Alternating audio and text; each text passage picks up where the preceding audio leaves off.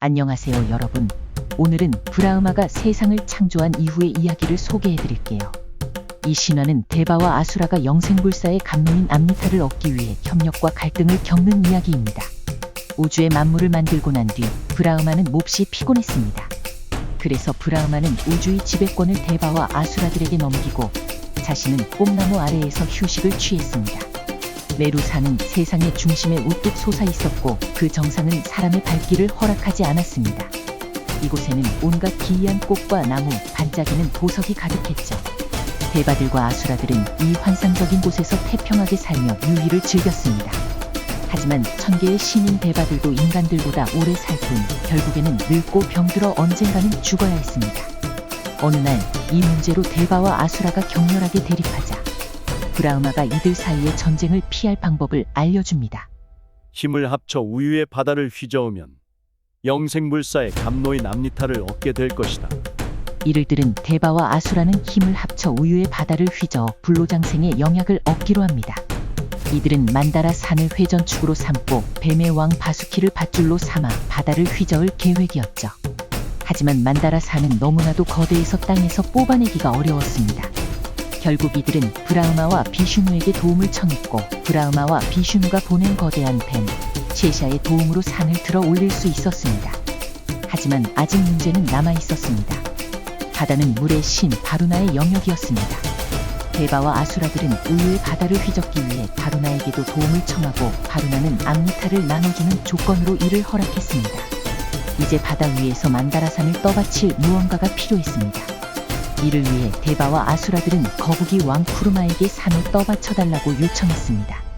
이제 데바와 아수라는 바수키의 몸을 만다라 산에 둘둘 감은 뒤 아수라는 바수키의 머리를 잡고 데바는 바수키의 꼬리를 잡고 수백 년 동안 우유의 바다를 휘저었습니다. 이 과정에서 산이 뒤흔들리고 불길이 타오르고 빗줄기가 쏟아졌죠. 바다를 휘저을 때마다 바수키의 입에서 불꽃이 뿜어져 나오는 바람에 아수라는 열기를 뒤집어 써서 녹초가 되었고 그 열기로 만들어진 먹구름은 꼬리로 이동해서 데바에게 비를 내렸습니다. 바다를 휘젓기 시작했을 때는 우유였지만 휘저을수록 바다는 기름으로 변했습니다. 긴 시간 동안의 노력 끝에 마침내 수면 위로 행운의 여신 락슈미가 나타납니다. 이어서 수리신 수라가 나오고 14가지의 보물이 잇따라 등장했습니다. 그 중에는 인드라가 거둔 흰색 준마와 비슈누의 장신구가 된 보석, 인드라의 탈 것이 된 거대한 흰색 코끼리 등이 있었습니다. 마지막으로 신들의 의사 단방타리가 불로장생의 영약이 담긴 술잔을 들고 나타났습니다. 하지만 그 순간 바수키가 독을 토해내며 위기가 찾아왔습니다. 신들은 시바에게 도움을 청했고 시바는 독을 삼켜 목이 파랗게 변했습니다. 이로 인해 시바는 푸른 목이라는 뜻의 닐라칸타라는 이름을 얻게 되었죠. 드디어 소마 신이 감로가 든 흰색 병을 들고 나타나자 아수라들이 몰려들었습니다.